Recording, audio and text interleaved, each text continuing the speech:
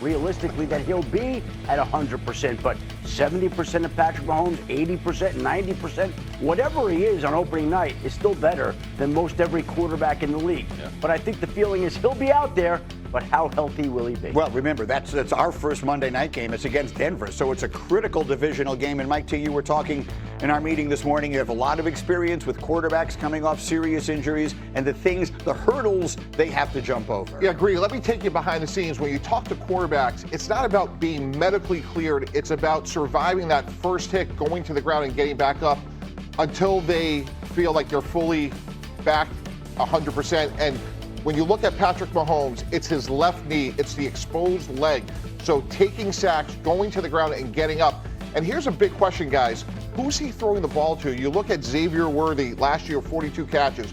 Rashee Rice, 53 catches. And obviously Travis Kelce, he's a Hall of Famer, but closer to the end to the beginning. So who's going to beat man-to-man coverage? So Patrick Mahomes may have to hold the ball, which could also add to, another concern that Kansas City is going to have. Which might mean, and just a reminder, I know that it sort of stands to reason, but in case you don't have it in your head, quarterbacks don't get hit during camp. Quarterbacks don't get hit before the season begins, maybe a little in the preseason if he even plays in the preseason games. But the point you're making is at every other position, they get that hit the first week of training camp. Mahomes probably won't get his first hit until that Monday night game. He then brings up the second question, which is, let's even live in a world where Mahomes is healthy. Mm-hmm. Do they have enough to be the Kansas City that we've come to know and love? Yeah, I don't think that they do on the outside. Not in the way that we've traditionally seen it from Patrick Mahomes, right? Does he need to change his style? He probably will need to change his style. He's a little older. He's obviously coming off of injury. I don't know if he can, because to Mike T's point, they do have, I love Rashee Rice, I love Xavier Worthy, but this is not Kelce in his prime. This is not Tyreek Hill on the outside. They can't afford a diet version of Patrick Mahomes and still expect to be as good as they've been in his career. This is why you break the bank to sign Kenneth Walker III. Yeah. This is why you bring in Eric Bieniemy as your offensive coordinator. This is why you plan to have the ground game, the rushing attack, be as much a part of your offense as it's been in any recent season. But Adam, the juxtaposition of that is if you don't have somebody on the outside, you're going to load the box and say, hey, make somebody on the outside beat us. We're not going to let Kenneth Walker be that guy. Let me get Professor Woody into the conversation if I can interrupt him from the papers that he's busy grading right now, which is the way he looks to me. Are we talking about a Kansas City team, D. Wood, close, near and dear to your heart, that's going to go ground and pound to try and win their division this year? Yeah, I don't know if any Andy Reid team is going to go ground and pound, but this might be the first year in quite some time where they're going to be forced to have an identity on offense because of the lack of explosiveness in the passing game. Just like Shefty talked about, there's a reason why you brought in Kenneth Walker III, and the reason you brought back Eric Bieniemy is because this team needs an identity. Too many times over the past few years, we saw Patrick Mahomes, the team asked Patrick Mahomes to basically throw on his cape and try to will this team to win. And I don't think that's going to be the case for this team moving forward this year. And couple that with all the change on the defensive side of the ball, I look at this Kansas City Chiefs team, quite honestly, as the third best team in the AFC West. I actually agree with that, but as we can see, DraftKings sees it differently. They like the Chargers better. I'm surprised that Denver is down there where they are. That feels like a very tasty pick with as good as they looked in the playoffs last year. All right, Shefty, next order of business here, quarterback competitions. I've jotted down 3. Minnesota, Atlanta, Cleveland. What can you tell us about any or all of those situations? Well, we'll start in Minnesota. That seems to be the major question. The Vikings insist that there will be a quarterback competition this summer that potentially goes into the summer between Kyler Murray and J.J. McCarthy. Again, a lot of people around the league believe that Kyler Murray is the favorite to win that job. But let's not forget, J.J. McCarthy is young. He's missed the better parts of 2 seasons due to injury. He is only 23 years old. He is a former first-round draft pick, and he does have a lot of talent and a lot of potential. But they signed Kyler Murray because they knew they needed help at the position, and now they'll have those 2 quarterbacks vie for Minnesota's starting job. All right, let's live in that one for a minute here. What do you think? I've had some people over the course, since the Kyler Murray signing, I've had a few people in here. I don't think, Hawk, you've been with me since.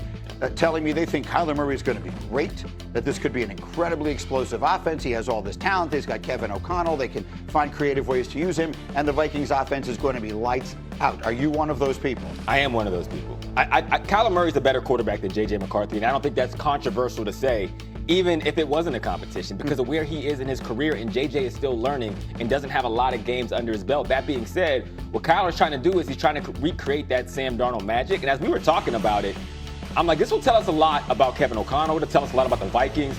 It'll tell us a lot about Kyler Murray and where he's at in his career. If it doesn't go the way that everybody is saying and expecting it to go the way you're talking about, Mike T, I think it'll tell us actually the most about Sam Darnold, who is going on his fourth offensive coordinator, and we just assume he went to the Vikings and became a good quarterback all of a sudden, and that's the reason. So, again, what we see from Kyler Murray in this offense, in this scheme, with all that talent and the most skilled receiver in football, will tell us so much about a lot in the league.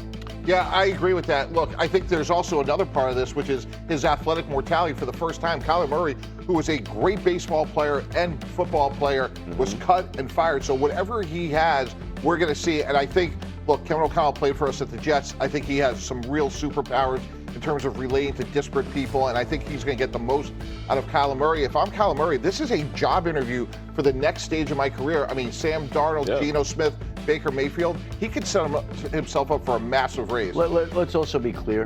Kyler Murray picked Minnesota. Right. This was the spot that he identified where he thought he could make an impact on a one-year deal, and the Vikings picked him.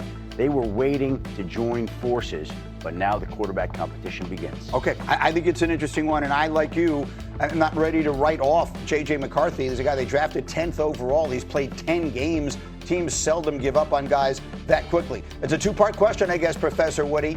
Do you believe that it is Kyler Murray's job? And second, if it is Kyler Murray's job, do you believe the Vikings are a legit contender with him at quarterback?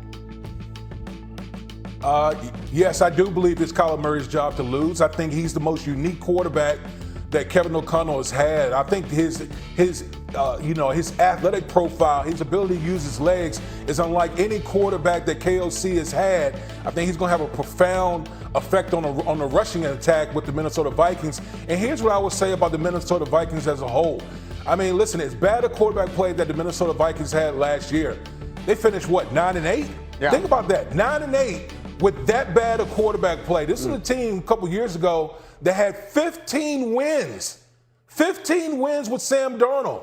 And so if you're Kyler Murray, if Kyler Murray plays up to the expectations that I think most of us think he will, this Minnesota Vikings team definitely could vie for the NFC North and make a long playoff run. A lot of people very high on them. One more, Shefty, I want from you quickly, and that is the latest on Aaron Donald, because he could make the entire NFC practically seem unfair if he comes back and plays. Here's what people need to know about the Aaron Donald situation right now. It doesn't sound like a decision is going to come, certainly before training camp opens for the Rams. Maybe not even anytime soon. And when I say anytime soon, it may be a couple weeks. I see Mike T smiling, we'll see. But I'm told that he is working his way back into football shape, that he essentially is not going to rush us. He's not going to commit to coming back until he's convinced he can do it, until he's convinced he can be Aaron Donald, until he answers the questions in his mind. Why are you laughing? You probably know why. Because Damian Woody ran the same play on me a dozen times. That's why. He has no interest in going to training camp. You don't think this deal is done? We'll announce it on Labor Day. Look, Aaron Donald doesn't need to go to training camp. They don't want him at training camp.